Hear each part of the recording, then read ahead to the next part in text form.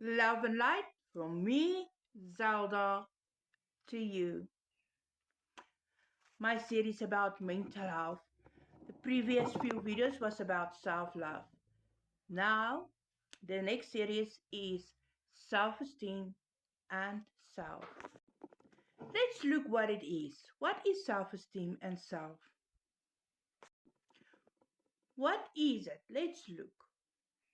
It's confidence in one's own worth, abilities, or morals. The self concept is what we think about the self. Self esteem is the positive or negative evaluation of the self, yourself, as in how you feel about it. It is also attractive psychological construct because it predicts certain outcomes such as 1. Academic achievements, 2. Happiness, 3. Satisfaction in marriage and relationships, in family, work, everywhere. Number 4. Criminal behavior.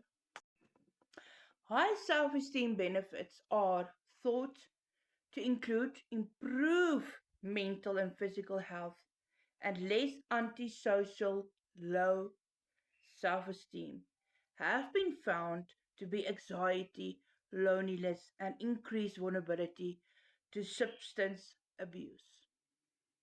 So, what's the key elements of self esteem? It includes note following. Number 1, self confidence. Number 2, identity. Number 3, feeling of security. Number 4, sense of belonging. Who doesn't want to belong?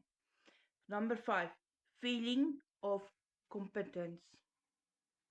So we're going to look in all this in the next series about self-esteem and self, because you need a strong self-esteem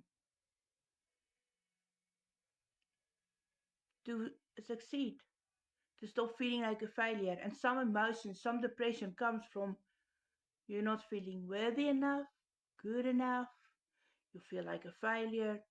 But first of all, you must learn to self-love. Do all the steps I said in self-love videos.